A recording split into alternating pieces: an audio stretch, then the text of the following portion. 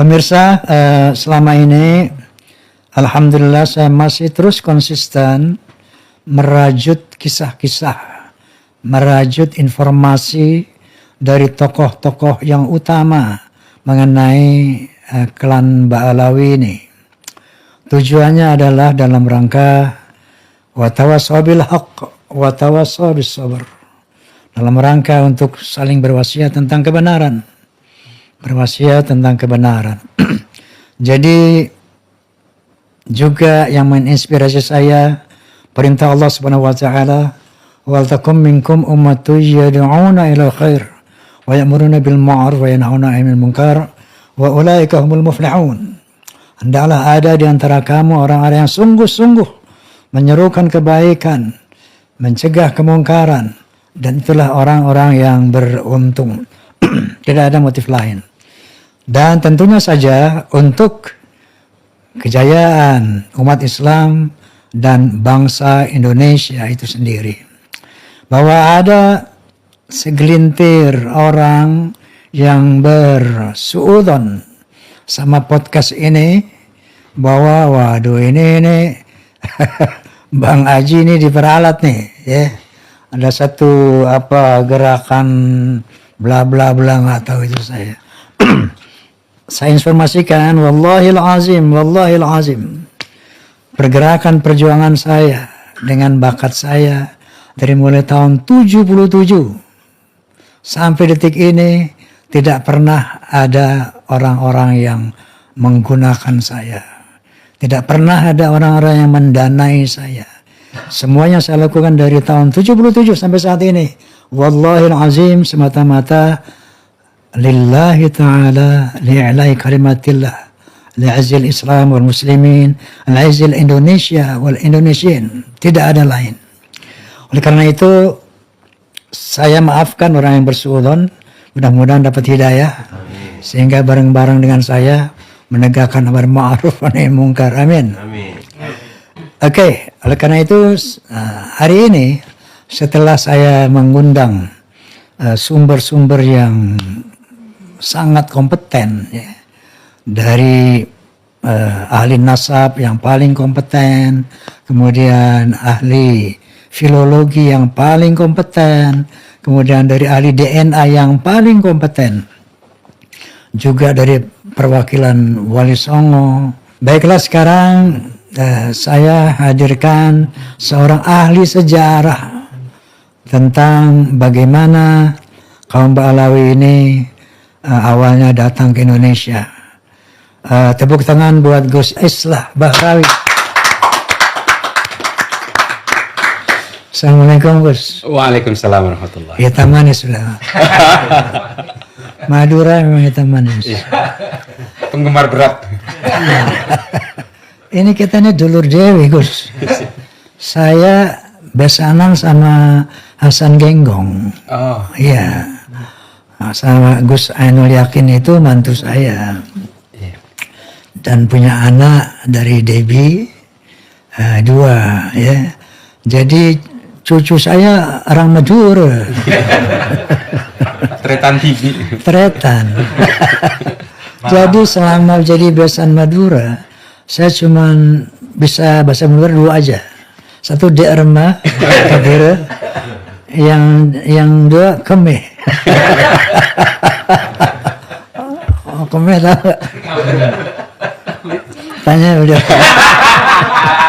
Nggak mau jawab. Jadi Maduranya dulur Dewi. Derma kabur. Pada saya. Pada saya. Terkasih teks nih. Subtitle. Gus, astagfirullahaladzim. Insya Allah podcast ini nggak tegang, Gus. Bincang asik bareng Roma. Bisikan Roma. Bincang asik bareng Roma. Jadi saya kepengen yang asik-asik.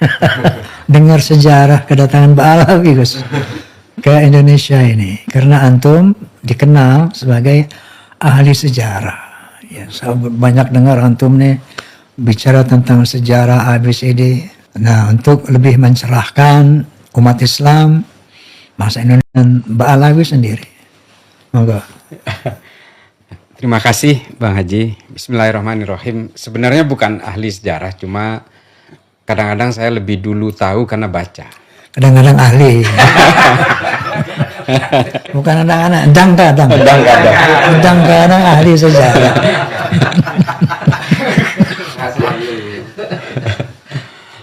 Jadi memang kalau kita berbicara tentang kedatangan orang-orang dari Timur Tengah, terutama dari Yaman, ini kan sebenarnya memang kita harus berbicara tentang operasi-operasi yang dilakukan oleh negara-negara kolonial yang menjajah.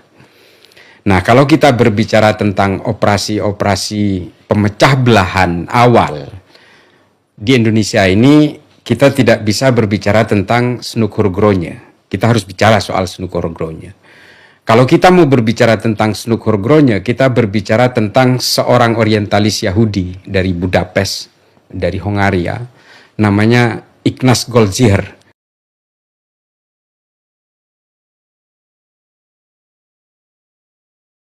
Ini nama aslinya sebenarnya Yitzhak Yehuda, nama aslinya. Snuk Hurgronya itu? Gurunya. Oh, gurunya. Okay. Teman sebenarnya, tapi rujukan-rujukan buku dari Snuk Hurgronya ini banyak dipengaruhi oleh pemikiran dari Ignaz Goldziher ini, karena dia orientalis, salah seorang peneliti yang datang ke Mesir dan nyamar menjadi orang Islam, yang akhirnya dia tujuannya hanya ingin mencari kelemahan Islam ketika itu, dan dikerahkan juga oleh negara-negara kolonial. Kesimpulan besarnya adalah bahwa Islam ini sebenarnya lebih doktrinal terhadap pemikiran-pemikiran ortodoks. Interupsi Gus. Ya. Saya pernah dengar dari kecil dulu, Snuk Hurgronya ini katanya pergi ke Mekah, belajar Islam, masuk Islam. Memang tujuan untuk menghancurkan Islam. Apakah benar beliau pernah belajar Islam di Mekah? Pernah, memang pernah belajar di Mekah. Snuk Hurgronye berhasil memasuki Mekah pada tahun 1885 berkat hubungan baiknya dengan Gubernur Ottoman di Jeddah. Di Mekah, Hurgronye berhasil menarik hati para ulama agar membimbingnya untuk mempelajari agama Islam. Semasa tinggal di Arab Saudi ini, Hurgronye menikah dengan perempuan asal Jeddah. Saya urutin dulu dari awal. Ketika dia membaca banyak hasil jurnal ilmiahnya Goldziher ini, yang orang Yahudi ini, Goldziher ini salah satu teori pentingnya adalah bahwa hadis-hadis yang direproduksi oleh orang Islam ini sebenarnya dibuat pada abad pertengahan. Ini bukan otentik dari Nabi Muhammad. Itu pemikirannya Goldziher. Sehingga kemudian merangsang Snuk Hurgronya untuk melakukan penelitian, terutama ke Mekah. Nah, di Mekah ini Snuk Hurgronya tinggal di Jeddah, di salah satu maktab yang isinya ini orang-orang Aceh, jamaah haji dari Aceh. Nah, di situ ada salah satu temannya Snuk Hurgronya ini, namanya Raden Abu Bakar Jayadiningrat. Nah, inilah yang memberi akses sehingga Snuk Hurgronya ini bagi saya pribadi, Bang Haji, dia tidak pernah masuk Islam. Kalaupun dia berpura-pura Islam, ya, dia menggunakan jubah keislaman, membajak jubah-jubah keislaman, mempelajari Islam hanya untuk kepentingan operasi politiknya negara kolonial, Belanda terutama. Nah, ini kemudian yang membuat dia bisa masuk ke Haramain. Karena menurut Abu Bakar Jayadiningrat ini, dia digambarkan sebagai orang Islam mu'allaf yang dia tertarik untuk mempelajari Islam. Sehingga dia leluasa sekali ketika itu di Mekah melakukan penelitian-penelitian itu. Nah, yang paling menarik itu penelitian akhir dari Snuk Hurgronya di Mekah itu, bahwa orang-orang Hindia Belanda, orang Jawa dia sebut di dalam bukunya. Jawa itu maksudnya orang-orang Hindia Belanda, jajahan Belanda, Indonesia lah. Itu dikatakan bahwa orang Indonesia itu cenderung inferior. Inferior itu merasa rendah diri di hadapan orang Arab. Nah, orang Indonesia itu sampai tidak ada yang berani menjadi ustadz, menjadi guru di Mekah, karena dia tidak mau berada di atasnya orang Arab. Sehingga salah satu-satunya guru yang dia kenal itu namanya Ustadz Zainal Abidin dari Sumbawa. Padahal orang pintar dari Indonesia itu banyak. Tapi karena orang Indonesia ini inferior di bawah orang Arab di Mekah itu, sehingga tidak ada yang mau menjadi ustadz. Tidak mau melewati orang Arab, saking takutnya. Sebentar, Ustaz. Kan ada berita Syekh Nawawi Al-Bantani, kemudian Syekh Junaid Al-Batawi, kemudian dari Al-Minangkabau. Minangkabau. Itu juga kan mengajar di Mekah, Ustaz. Ya, tapi dalam pandangan Snuk Horgronya, mungkin pada zaman Snuk Horgronya melakukan penelitian itu, pandangan perspektifnya Snuk Horgronya itu. Nah, nanti ini hubungannya adalah rekomendasi Snuk Horgronya ketika dia kembali ke Leiden, ke Belanda. Nanti dia menemukan kesimpulan-kesimpulan kepada pemerintah Belanda bahwa kalau mau menghentikan perlawanan-perlawanan dari masyarakat Indonesia, ada 3 kuncinya. 1, jangan memerangi para raja atau sultan. Karena kekuatan perlawanan bangsa Indonesia terhadap Belanda itu berada di ulama-ulama lokal yang sudah melakukan blending antara Islam dengan budaya. Nah, ini nanti hubungannya, nanti akar genealogisnya Bang Haji ke belakang itu nanti akan berdampak. Yang kedua adalah karena orang Indonesia ini terlalu inferior, rendah diri di hadapan orang Arab, maka pemerintah kolonial Belanda harus membuat patron-patron utama di Indonesia itu. Patron itu adalah tokoh-tokoh baru yang berasal dari orang Arab. Nah, itu kemudian nanti dilaksanakan oleh kolonial Belanda. Nah, kemudian yang ketiga, perlawanan-perlawanan dari masyarakat Indonesia terhadap Belanda itu dipengaruhi oleh kontribusi budaya-budaya lokal. Nah, ini nanti ketika dia selesai di Mekah, Snuk Horgronya ini sempat datang ke Indonesia dan nanti dia berkeliling Jawa Barat dan Jawa Tengah sampai ke Purbalingga, Cianjur, Garut dan seterusnya, bahkan sempat nikah di Garut. Snuk Horgronya menikah dengan anaknya seorang kiai di sana, dan kiai ini memaksa anaknya untuk menikah dengan Snuk Horgronya karena di matanya kiai lokal ini, Snuk Horgronya ini adalah seorang mu'allaf yang ahli dalam Islam. Agama, ya, dan bahkan digambarkan dia ini hafal seluruh hadis yang otoritatif waktu itu ya. Nah, ketika dia sudah berkeliling inilah dia kembali ke Leiden. Semua dia berikan hasil penelitiannya itu yang nanti akan mempengaruhi kebijakan-kebijakan pemerintah kolonial Belanda. Nah, setelah dia di Leiden, dia kembali ke Indonesia dan ditempatkan di Aceh. Mengapa di Aceh? Karena Aceh ini satu-satunya wilayah di Hindia Belanda yang susah ditaklukkan. Dan Aceh masih menjadi wilayah protektoratnya Kekaisaran Utsmani ketika itu. Rekomendasi yang lain akhirnya dari Snuk Horgronya, orang-orang yang berangkat haji harus dibatasi. Supaya apa? Supaya tidak terpengaruh oleh pemikiran-pemikiran revolusioner dari orang-orang di Arab yang sesama orang Indonesia. Nah, ini akhirnya nanti akan dibatasi itu oleh pemerintah kolonial Belanda. Nah, ini yang akhirnya 3 poin penting yang disampaikan di Leiden itu Bang Haji yang dilaksanakan oleh Belanda. Sehingga ketika itu Belanda mendatangkan banyak sekali, istilahnya melakukan eksportasi dari Timur Tengah, termasuk generasi-generasi pertama dan kedua di daerah Gujarat dan Goa, untuk kemudian dikapalkan ke Indonesia. Tapi apakah semua orang Arab ini akan ditakuti? Nah, ini persoalannya. Sehingga mereka ini ketika dia mendarat di Indonesia, dia sudah langsung di-branding bahwa mereka ini adalah keturunan Rasulullah. Dan ini sejaman dengan, ini National Geographic pernah menulis ini. Kekaisaran Ottoman telah melakukan sertifikasi pada mereka yang mengklaim keturunan Nabi pada abad ke-16. Rupanya dari sertifikasi keturunan Nabi atau Sayyidisasi di Kekaisaran Ottoman diduga ada banyak kecurangan. Praktik Sayyidisasi semasa Kekaisaran Ottoman dilakukan untuk tujuan politik, karena gelar ini punya banyak keuntungan dalam tatanan sosial. Pendaftaran dilakukan di lembaga yang disebut Naqibul Ashraf. Dalam beberapa latar belakang sejarah, bagaimanapun keturunan Muhammad diasumsikan lebih penting sehingga banyak orang, rakyat jelata dan penguasa, sama-sama mengaku sebagai keturunan darinya. Nah, ini kemudian yang menjadi persoalan-persoalan baru.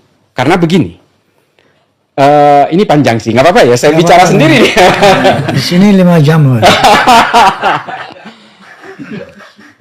Nah, persoalannya kemudian kelompok-kelompok Arab dan keturunan Nabi ini kemudian menjadi kelas priayi baru di Indonesia. Keturunan Nabi pakai quote and quote. Quote and quote. Karena ya ini karena saya bukan ahli nasab, tapi saya menganggap bahwa ini adalah karena memang pemerintah kolonial Belanda melakukan eksportasi paksa ini bisa jadi memang bukan keturunan Nabi. Bisa jadi memang ini yang dipaksa menjadi keturunan Nabi supaya pengaruhnya menjadi luar biasa. Nah, salah satunya kemudian patron yang diplot itu adalah Utsman bin Yahya yang dijadikan mufti Batavia itu. Yang nantinya itu berhasil memadamkan ulama-ulama dan santri-santri ketika rakyat Banten melakukan perlawanan ke Belanda. Perang di Cilegon, namun Belanda begitu mudah meredamnya karena keturunan imigran Yaman Habib Utsman bin Yahya mengeluarkan fatwa bahwa haram hukumnya memberontak kepada pemerintah Hindia Belanda. Jadi konsep operasi intelijen dari Belanda melalui Sunukhourgronya ini adalah bahwa kita jangan kita melawan head to head dengan masyarakat Indonesia, tentara Belanda ini, tapi harus dipecah dulu patron kliennya. Ini operasi intelijen seperti itu. Dipecah dulu, ulama dipecah dengan santrinya, santri dengan santri dipecah, ulama yang satu dengan ulama yang lain harus dipecah. Siapa yang bisa melakukan ini? Kalau Belanda nggak mungkin, maka dibuatlah sosok-sosok sentral yang mengatasnamakan agama ini, dan mobil khusus keturunan Arab yang memang orang Indonesia asli inferior. Nah, persoalannya kemudian ketika bersentuhan dengan urusan budaya.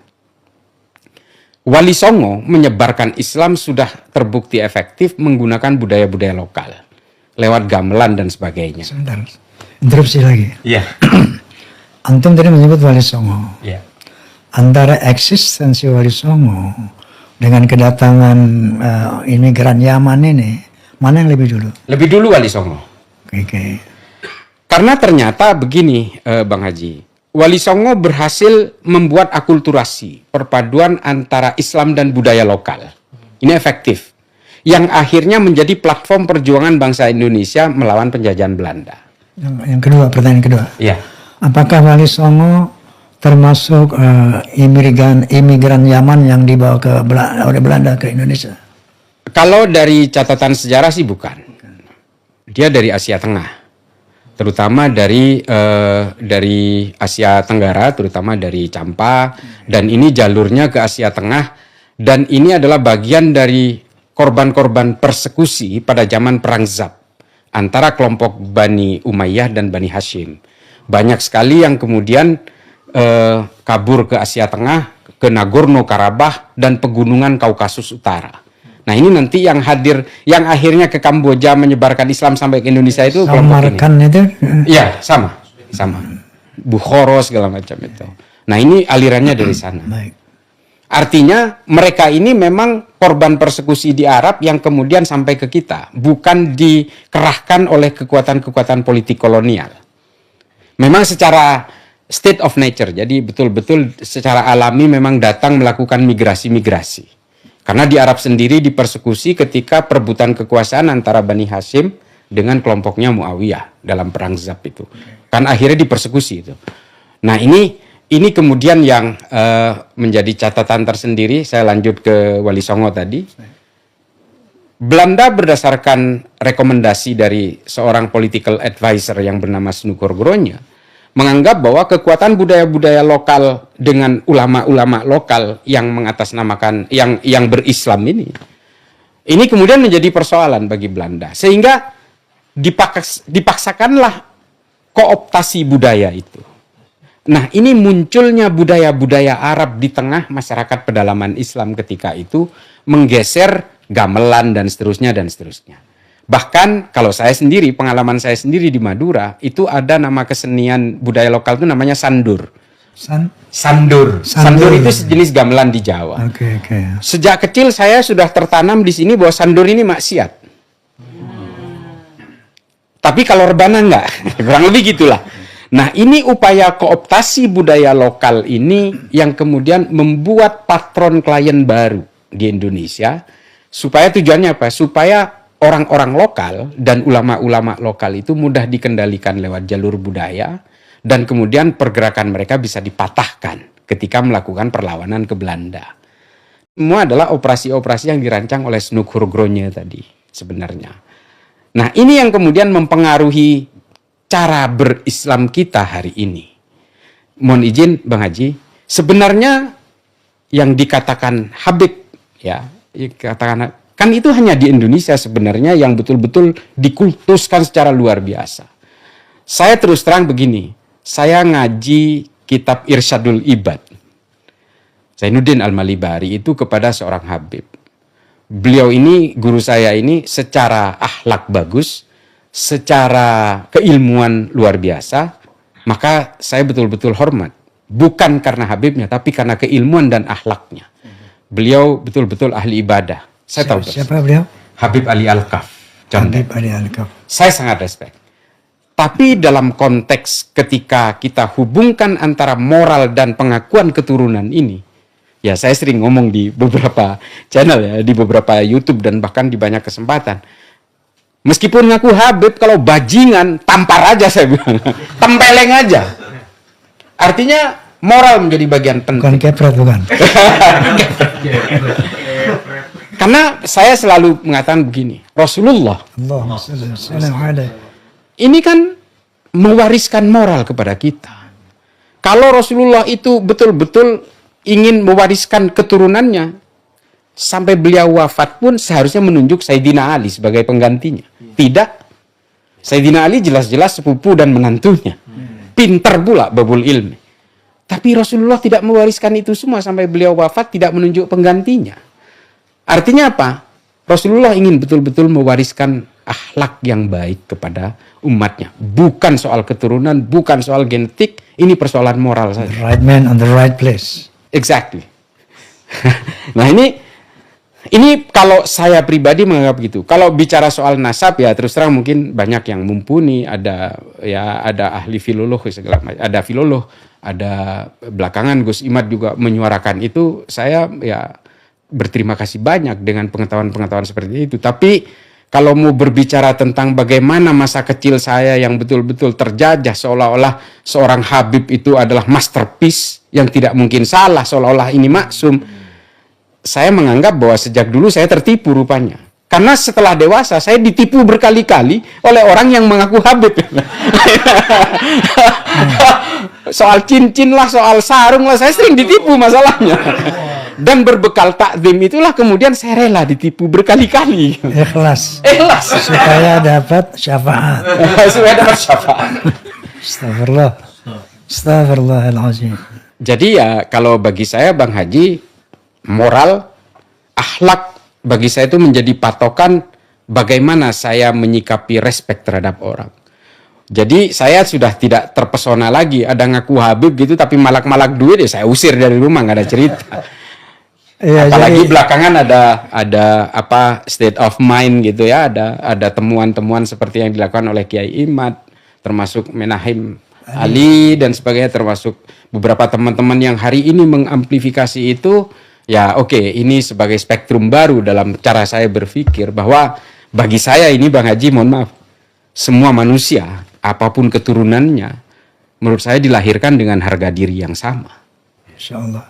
Itulah yang sebagaimana sering saya utarakan dalam podcast ini. Sebetulnya nggak ada arti apa-apa nasab di sisi Allah. Nggak ada harganya nasab itu. Sampai berulang-ulang Nabi mengatakan la fadla li Arabiyyan ala Ajamiyyin al jannatu lil muttaqina walau kana 'abdan habasyian wa narul asma kana sayyidan qurasyan hasyimiyan. Jadi ternyata nasab itu tidak membawa keselamatan dan kebahagiaan orang di hadapan Allah Subhanahu wa taala. Illa taqwallah. Kan seperti itu. Betul. Nah, inilah yang mereka-mereka ini kaum Ba'alawi sering mendoktrin umat Islam sebagai muhibbin mereka. Kalau tidak menyintai kami, tidak menyintai Rasul. Kalau tidak mencintai kami, tidak akan mendapat syafaat dari Rasulullah SAW. Ini kan sebetulnya yang kita tahu dalam Al-Quranul Karim. Anak Nabi aja masuk neraka. Nabi Nuh. Bapaknya Nabi saja masuk neraka. Nabi Ibrahim. istrinya Nabi saja masuk neraka, Lut alaihissalam. Kemudian pamannya Nabi saja masuk neraka. Jadi hal ini dinafikan, seakan-akan dinafikan oleh mereka bahwa kalau keturunan Nabi saja, anak Nabi saja, kata Nabi, dipotong tangannya. Apalagi lagi keturunan yang jauh banget ya, melakukan hal-hal negatif, apalagi muhibinnya gitu loh. Kan lebih jauh lagi gitu. Betul. Nah inilah yang astagfirullahaladzim, kaum muslimin saudaraku, warga negara Indonesia saudaraku, coba waspadalah tentang hal ini ya. Artinya kenapa orang-orang yang punya komitmen tentang keislaman yang benar dan keindonesiaan, yang peduli tentang keindonesiaan yang benar ya, selalu menyuarakan tentang hal ini. Jadi kembali tadi Ustaz Gus. Gus juga sih. Islah aja Pak Nasi. Islah Bahrawi. Islah Gus Bahrawi. Nggak sampai hati kalau panggil nama. Kita harus menghargai ilmu, bukan nasab. Allahumma salli ala Muhammad. Astaghfirullahaladzim. Baik Gus. Tadi Gus selalu mengatakan Arab. Bahwa bangsa Arab, datangnya Arab. Sementara Mbak Alawi di sini kan bukan Arab. Ternyata kan bukan Arab. Beliau-beliau yang terhormat ini kan artinya dari Yaman. Bagaimana antum tadi menceritakan sejarah orang-orang Belanda, quote and quote, mengekspor orang-orang Arab ke Indonesia, dengan karena kalau orang Indonesia dengar Arab, waduh langsung terbayang Rasulullah. Karena Rasulullah ini orang Arab. Ini orang Arab. Kalau sekarang mungkin kita nggak aneh ya dengar orang Arab. Tapi dulu mungkin begitu ada orang Arab, lalu identik dengan Nabi Muhammad SAW karena beliau orang Arab, kan? Langsung apalagi dia bilang saya turunan Nabi, langsung takluk itu. Langsung tunduk habis itu. Nah, bagaimana antum bisa menjelaskan bahwa yang didatangkan itu bukan orang Arab tetapi orang Yaman? Dari hasil penelitian Snook Horgrownya itu kan melihat secara genetik Arabnya. Artinya zaman itu kan kita belum ada DNA yang bisa merunut secara rinci genealogi seseorang gitu. Tapi yang jelas originnya kan dari Timur Tengah. Timur Tengah itu Arab ya pokoknya? Arab pokoknya. Dan inferior itu memang ditujukan kepada origin Arab. Bahkan kalaupun ada seorang Yahudi yang kan Yahudi sama Arab ini kan sebenarnya satu rumpun. Jadi sama-sama berasal dari bangsa Aramik. Makanya bahasanya Ibrani terus kemudian menjadi bahasa Arab. Ini kan akar-akar bahasa yang sebenarnya satu rumpun semua. Jadi anti-Semit itu sebenarnya bukan anti-Yahudi juga, tapi hanya juga anti-Arab sebenarnya, gerakan anti-Semit di Eropa dulu itu. Nah, origin Arab ini yang kemudian memang dipakai oleh pemerintah Hindia Belanda. Kenapa kok dari Yaman? Mungkin ketika itu Yaman adalah wilayah yang paling terbelakang, yang memang secara kultur geografisnya memang yang paling tidak memungkinkan, sehingga diambil dari orang-orang Yaman yang memang kehidupannya memang sangat susah lah, kurang lebih begitu, karena berbagai imigran di Libanon yang juga keturunan Arab ini banyak yang berasal dari Yaman, yang kemudian keturunannya itu banyak bermigrasi ke Amerika Selatan dan menjadi Katolik. Ada Fernando Haddad. Ini kalau di Indonesia dengan marga Al-Haddad ini, disungkam-sungkam ini. Tapi di Brazil dia Katolik. Carlos Munim, bekas presiden Argentina, Carlos Menem. Ini kan keturunan dari Suriah, yang juga nenek moyangnya pendatang dari Yaman. Jadi memang yang berkecenderungan punya gairah tinggi untuk merantau itu memang dari Hadramut. Makanya dipilihlah mungkin oleh pemerintah kolonial Belanda ketika itu orang-orang Hadramut yang memang punya naluri merantau. Dan secara ekonomi juga Di kawasan Arab ya, sampai hari ini. Kebetulan saya udah pernah sampai ke sana. Sengsara betul. orang Yaman itu ya. Memang orang Yaman, dan memang ya ini mohon maaf, saya bukan stereotip atau rasis, tapi memang banyak sekali orang Yaman setelah merantau menjadi kaya seperti Bin Laden. Ini kan pendatang dari Yaman. Oke. Yang menjadi kontraktor nomor 1 di Saudi dan melahirkan Osama Bin Laden. Ini juga secara genetik dari Yaman. Osama bin Laden itu Yaman. Yaman, Bin Laden itu kan dari pendatang dari Yaman yang kemudian menjadi kontraktor di Arab Saudi dan kaya. Dulu di Masjidil Haram, cleaning service-nya Bin Laden Corporation. Sekarang sudah diganti karena nama Bin Laden ini sudah dirusak oleh Osama. Oke. Enggak, yang semasuk apa Bin Laden ini Ba'alwi? Saya kurang tahu kalau itu. Kalau itu saya kurang tahu. Tapi yang jelas dari Hadramut. Dan rata-rata semua pendatang yang origin dari Timur Tengah itu memang dari Yaman kebanyakan. Termasuk di Libanon sendiri itu kebanyakan dari Yaman. Dari Yaman. Iya. Baik, Ustadz. Islam. Bukan Ustaz, bukan Kiai. Baik. Islah Ustadz. Islah, nggak bisa lah pakai nama. Antum itu berilmu, orang berilmu itu harus dimuliakan. Yarfa'illahu alladhina amanu minkum walladhina utul ilma darajat. Yang harus dimuliakan itu orang beriman dan berilmu. Ustaz. Maksa. Tadi mengenai kesejarahan bagaimana peran Belanda dalam ini Snokhorgronya mengirim orang-orang Yaman. Kemudian kita kenal dalam sejarah namanya Uthman bin Yahya sebagai mufti Betawi yang diangkat oleh Belanda, Snokhorgronya. Kemudian ada dalam sejarah dikatakan bahwa Uthman bin Yahya ini dalam rangka menjalankan tugasnya sebagai ulama untuk menundukkan pejuang-pejuang Islam yang notabene adalah kelompok dari Wali Songo tentunya yang telah terdahulu eksis di Indonesia, yaitu dengan memberi fatwa haram terhadap perlawanan terhadap pemerintah yang sah. Sejauh mana antum mengetahui tentang sejarah ini bahwa beliau mengharamkan perjuangan perlawanan terhadap pemerintah Belanda, pemerintah yang sah? Betul, memang ketika itu begini tuduhannya. Fatwa ini keluar ketika tuduhan itu datang dari Belanda. Bahwa kelompok-kelompok ulama dan beberapa santri yang melakukan perlawanan kepada pemerintahan Belanda, ini dianggap ingin kembali kepada kekuasaan Kekaisaran Utsmani. Tuduhannya seperti itu. Dan mereka membuat framing bahwa kelompok-kelompok perlawanan terhadap Belanda ini adalah orang-orang yang fundamentalis dan ortodoks. Nah, fatwa itu kemudian keluar setelah framing dari Belanda itu muncul juga. Bahwa ini fatwa haram karena pemerintahan yang sah. Persoalannya, kalau buat saya salah satu penggemar dari seorang ahli sejarah dan sosiolog dan ahli ekonomi Islam, namanya Ibnu Khaldun.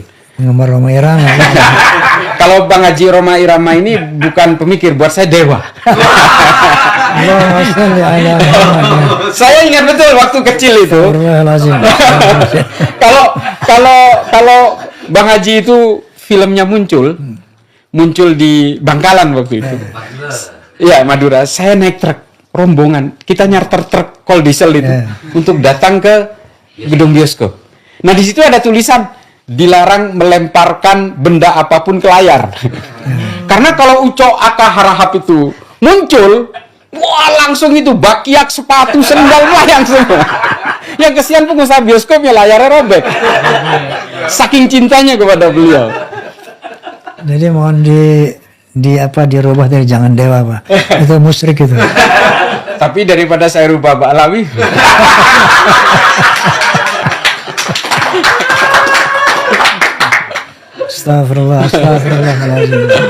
Astagfirullahaladzim. Tapi enggak sih, dewa itu bukan Allah. Dewa itu seseorang yang diagungkan. Seperti cerita sedikit. Ya. Waktu saya mau ke India, mau berduet sama Lata Mangeshkar, itu kan saya di screening dulu tuh. Apa apa namanya, apa potensi Anda, apa kapasitas Anda sama Legend of India, ya. Maka dikasihlah CV Roma itu. Filmnya ada 30, nih lagunya ada sekian ratus, baru oke, duet sama Lata gitu kan. Nah, sampai sana saya orang India itu begini misalnya, Romaji, gitu. Saya tanya sama mereka itu, maksudnya apa Romaji? Anda dianggap dewa di sini. Gitu. Dewa di sini bukan Tuhan artinya. Orang yang sangat dihormati gitu. Jadi beliau tadi bilang Roma dewa masih dihormati. Lu jangan salah. Nemu Sri Dani, lu salah. Dewa Glutendani. Bukan. Jadi begitu Romaji. Roma dewa katanya. Kamu tuh dianggap dewa di sini. Ada orang yang dihormati. Tiba-tiba, sorry orang India, minta maaf ya. Saya begitu dihormatinya, tiba-tiba saya lagi keluar dari ruang dubbing, melangkahi sitar. Sitar itu gitar India itu yang, gitu. Melangkahi itu, dimaki langsung. Damn you. Dewanya hilang. Masya Allah, itu India luar biasa. Dewa banyak sih. Nah seperti Ahmad Dhani kan dewa. Ada dewa bujana. Dewa bujana. Jadi bukan apa-apa kalau dia bilang Roma bosa dewa itu bukan apa-apa. Lu jangan langsung musyrik. Kira takutnya. Allahumma sholli ala Muhammad. Emang bincang asik ini. Monggo mau di dulu. Iya. Oke. Bismillahirrahmanirrahim. Baik Ji.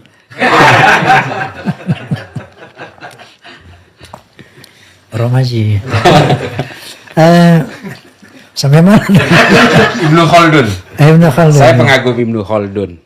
Makanya saya sering membahas soal fatwa ini. Fatwa yang dari Utsman bin Yahya dulu ketika ingin mematahkan perlawanan dari ulama-ulama lokal dan juga para santri ketika itu. Kalau kata Ibnu Khaldun, pemerintahan yang tidak boleh dilawan itu apabila pemerintahan itu sudah disepakati secara bersama-sama.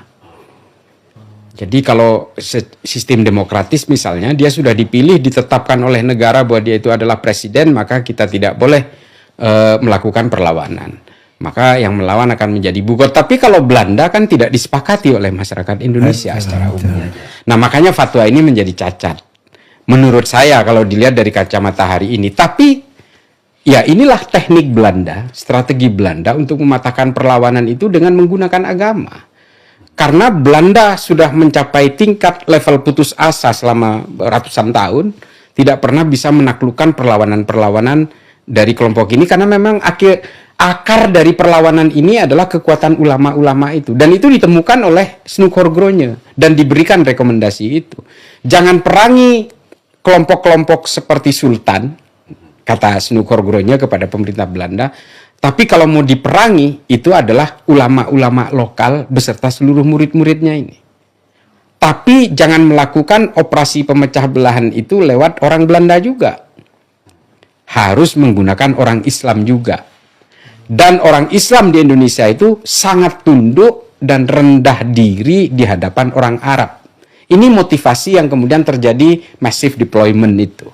Pengerahan besar-besaran dari kelompok Arab yang kemudian didaulat sebagai keturunan Rasulullah. Wah, makin takutnya makin kuadrat, makin berlipat kan jadinya. Nah ini teknik Belanda ketika itu memang Bang Haji. Ya, saya tidak tahu kalau generasi ketiga, keempat, kelima hari ini tahu tentang sejarah ini. Tapi kalau kita mau berbicara tentang pergerakan diaspora orang-orang Arab ketika itu, apakah orang Arab sebelum itu sudah ada di Indonesia? Ada, sudah ada sebelumnya. Artinya bukan orang Arab ini didatangkan oleh Belanda semua, tapi diakselerasi lebih cepat dan lebih masif oleh Belanda. Iya, sebelumnya perantau-perantau dari Arab sudah ada yang datang ke sini sebagai pedagang. Bukan Yaman, Arab. Arab. Kebanyakan itu datangnya dari Arab. Kalau dari akar genealogis yang ditemukan oleh Ignaz Goldziher, memang orang Arab terutama di pesisir Timur Tengah sampai ke Persia itu memang rata-rata merantau karena memang tidak bisa bernafkah di sana. Artinya Irak, Yaman, Oman dan seterusnya. Orang-orang Arab ini kan menjadi kaya setelah menemukan minyak, Bang Haji, di dekade tahun 60-an. Sebelumnya kan mereka ini adalah enklav kesukuan yang egosentris, ego sektoralnya tinggi. Makanya budaya patriarkal, budaya patriarki itu menjadi kuat di Arab karena orang Arab itu menguasai lembah-lembah subur dan mata air yang kemudian diturunkan kepada anak-anaknya. Nah, ini yang kemudian tidak bisa ditemukan di Indonesia. Nah, Indonesia berusaha dikooptasi pemikiran kita yang Islam tropis ini untuk kemudian berusaha diarabisasi itu oleh pemerintah kolonial Belanda. Termasuk budaya-budaya yang dibajak, gamelan yang dianggap sebagai maksiat, termasuk gitar, gitar dan sebagainya ini. Kembali lagi gitar. Sebenarnya gerakan-gerakan mengharamkan wayang dan sebagainya, ini sudah dilakukan oleh pemerintah kolonial Belanda pada zamannya. Ketika itu, untuk mematahkan akulturasi budaya Islam dan budaya lokal ini. Cuma hari ini, bedanya platformnya sudah berubah menjadi Wahabi. Bukan lagi gerakan-gerakan dari kolonial. Ini sebentar Ustaz. Islam. Islam. Karena dipaksa Islam. Baik, Romaji.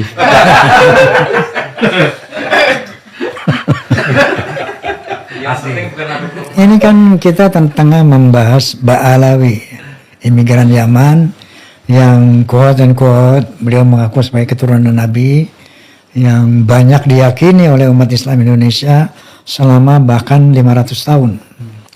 Begitu datang tesis Kiimat, nah memang terjadilah satu keraguan di beberapa pihak yang terutama yang melihat misalnya perilaku oknum-oknum Ba'alawi yang di luar akhlak Rasulullah Sallallahu Alaihi Wasallam. Kemudian ada lagi di samping tesis nasab berdasarkan manuskrip, ada lagi tes DNA yang membuktikan para Ba'alawi ini bukan keturunan Nabi, adalah filologi juga membuktikan bahwa para Ba'alawi juga bukan keturunan Nabi. Ini mengenai kaum Ba'alawi. Nah tadi kan yang antum bilang gamelan haram, wayang haram, gitar haram, itu kan bukan Ba'alawi, itu kan Wahabi. Maksud saya konteksnya kemana itu? Jadi platform yang digunakan hari ini untuk mengharamkan budaya istilahnya itu kalau secara akademik itu resiliensi budaya. Itu yang berusaha dipatahkan itu memang hari ini platformnya orang-orang Wahabi. Tapi metode ini pernah dipakai juga oleh orang Belanda supaya mitos budaya orang lokal itu menjauh dari kebudayaannya sendiri. Enggak, yang saya maksud bahwa Wahabi sama Ba'alawi kan beda ini. Iya, beda. Tidak sama kan? Tidak sama. Walaupun misalnya sama-sama orang Yaman, wallahu alam. Barangkali Wahabi dari Arab, wallahu alam. Tetapi mereka punya misi kan berbeda nih. Kalau Wahabi misinya tidak mengakui beliau sebagai turunan Nabi, tapi membid'ah-bid'ahkan, mengkafir-kafirkan. Ini ciri khas saudara kita Wahabi ini. Nah, tapi kalau Ba'alawi ada klaim bahwa mereka adalah turunan Nabi dan memalsukan kuburan-kuburan palsu, memalsukan sejarah. Ini artinya ada tujuan untuk quote and quote menghegemoni, menjajah Indonesia. Ini saya lihat ada perbedaan ya antara gerakan Wahabi dan gerakan Ba'alawi. Apakah ada satu benang merah antara Ba'alawi dan Wahabi?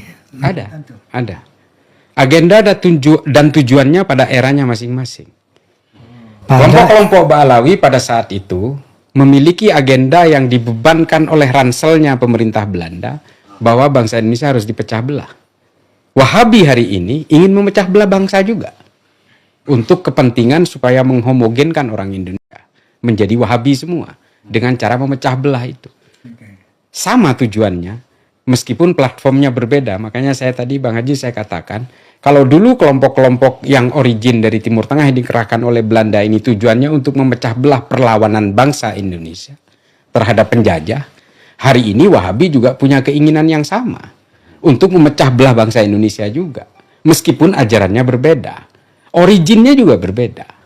Tapi kan sama. Dengan membid'ahkan orang-orang. Dan kemudian mengkafirkan hakimiyah, takfiriyah. Dan kemudian mendevaluasi nilai para ulama-ulama lokal. Ini kan sebenarnya mereka ingin memecah belah. Sama tujuannya. Sementara Pak Alawi menuduh gerakan pembatalan nasab ini adalah gerakan Wahabi. Seperti itu, seperti apa? Ya, saya malah melawan Wahabi. Meskipun saya terus terang soal nasab saya tidak menguasai, tapi saya adalah satu-satunya orang yang tidak mau kemudian menjadi taklid terhadap orang yang mengaku sebagai keturunan Rasulullah. Karena buat saya Rasulullah mewariskan kepada kita ini adalah rahmat dan akhlakul karimah. Buat saya itu. Mau keturunan Nabi, kalau bejat ya bejat aja. Bajingan, predator seksual ya predator seksual aja. Buat saya, keturunan itu tidak menjadi penting ketika akhlak itu menjadi cacat dan cedera. Kalau buat saya ini Bang Haji. Buat semua. Iya semua. Ya artinya ini mohon maaf, makanya saya itu kadang-kadang, tapi guru ngaji saya, Irsyadul Ibad saya seorang Habib gitu. Habib Ali Al-Kaf Condet. Terus saya sering juga membaca buku-bukunya Habib Ali Al-Jufri dari Tarim. Al-Insaniyah Qabla Tadayun, Al-Iman. Itu adalah kitab-kitab yang sering saya baca. Apakah kemudian saya ingin menafikan itu? Ya tidak. Karena ukuran seseorang bagi saya, kemuliaan orang yang harus saya hormati itu adalah ketika dia menjadi seorang yang ahli ibadah, berilmu, dan berakhlakul karimah. That's it, 3 poin itu kalau buat saya. Itulah yang menjadi warisan Nabi kepada kita hari ini. Lalu tiba-tiba ada orang ngaku sebagai keturunan Nabi, dia Habib, marganya ini, marganya itu, tapi buat nipu umat, buat membodohi umat, menghipnotis umat. Buat saya udah ke laut aja lah. Di sini jauh loh. Pak Priok.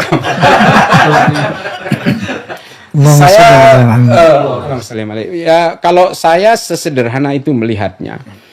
Makanya saya dari awal ada kemudian temuan-temuan secara genetik dari Kiai Imad dan sebagainya. Ini menjadi spektrum yang memperkaya pemikiran kita bahwa sekali lagi seperti yang tadi Bang Haji sampaikan, bahwa ukuran seseorang itu menjadi mulia adalah ketika dia bertakwa dan berakhlak yang bagus, bukan karena keturunannya. Baik pemirsa, bahwa dengan sangat jelas dan gamblang beliau tadi mengatakan walaupun dia turunan Nabi, kalau kelakuannya kayak begitu ke laut. Mesti bawa celana renang. Yang beliau maksud bahwa Allah Subhanahu wa taala memuji Nabi Muhammad SAW, wa innaka la'ala khuluqin azim. Rasulullah itu memiliki akhlak yang agung. Bahwa dzurriyyah Rasulullah pastinya ada indikator akhlak itu pastinya kan ya. Ketika akhlak itu nggak ada, indikator ini nggak ada, maka orang meragukan apa iya ini keturunan Nabi. Makanya saya sependapat dengan Kiai Rahmat, Syarif Rahmat yang mengatakan saya nggak mau jauh-jauh ke nasab, nggak mau jauh-jauh ke DNA, cukup aja satu kiasan. Kalau kambing mengembek, ayam berkokok. Kalau ada anak kambing yang menggonggong, ini bukan kambing ini. Kalau ada anak ayam yang mengembik, dia bukan anak ayam. Jadi bagaimana akhlak Rasulullah, itulah seharusnya akhlak dzurriyyahnya. Masya Allah, tabarakallah. Baik, islah. Bukan Ustaz nggak mau. Islah. Masya Allah, tabarakallah. Gus Islah. Nggak sampai hati kok. Ini pun Gus, bahwa oke, barangkali ada last statement yang Anda sampaikan, karena katanya ada keperluan lain yang ingin Anda sampaikan kepada pemirsa.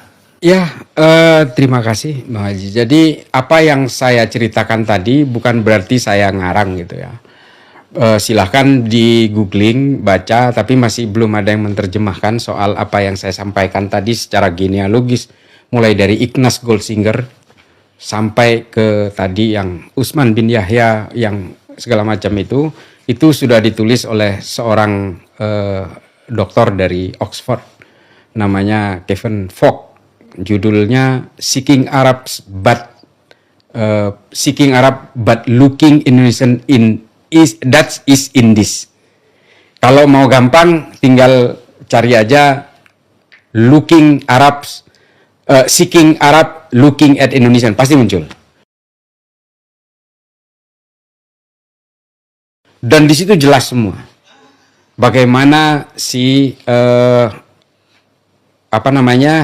tadi Snouck Gronya segala macam itu dijelaskan tuntas sampai massive deployment yang saya bilang tadi, itu ada di banyak tulisan kalau kita mau, dan itu sangat akademis karena ini jurnal itu dipertanggungjawabkan secara historik maupun secara literatur, itu udah pasti, dan saya sudah membaca semua itu.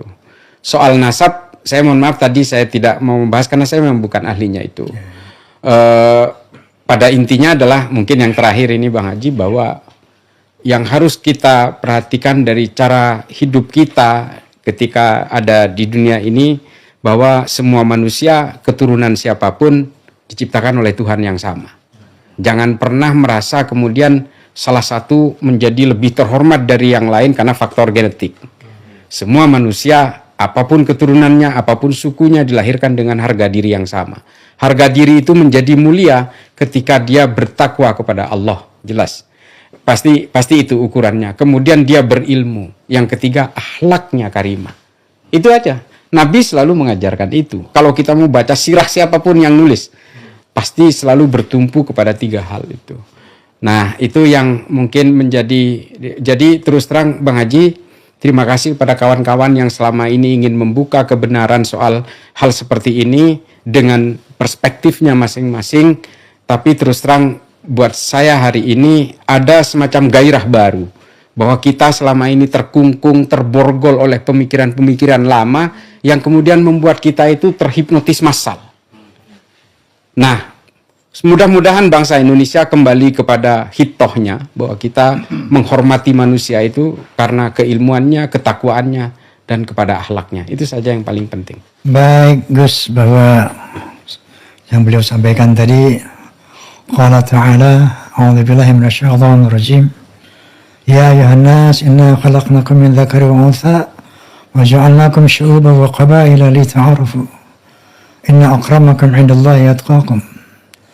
Yang artinya, hai bangsa manusia, aku telah menciptakan kamu dari seorang laki dan perempuan, dari sana aku jadikan kamu berbangsa-bangsa, dari bangsa-bangsa itu aku jadikan kamu bersuku-suku yang tentunya adalah bermacam-macam budaya, warna kulit, bahasa, bahkan agama. Lita'arafu, saling mengenallah. Lita'arafu, saling menghormatilah. Inna akramakum 'indallah atqakum. Ketinggian derajatmu di sisi Allah bukan dari mana bangsamu, bukan dari siapa keturunanmu, tapi semata-mata dari takwamu kepada Allah Subhanahu wa taala. Baik pemirsa, sebagaimana biasanya Gus Islah ini kita ada bisikan Roma, bincang asik bareng Roma. Sekarang ada bingkisan Roma. Weh, ini sarung tenun Roma nih, lumayan buat tidur. Bisa buat ronda. Buat ronda cocok banget tuh. Makasih Bang Haji. Bang Haji Ji. Makasih. Baik. Produksinya Bang Haji. Pemirsa, jazakumullah khairan katsira atas perhatiannya. Mudah-mudahan Allah Subhanahu wa taala membukakan pintu hati kita, mata kita, telinga kita untuk melihat kebenaran, untuk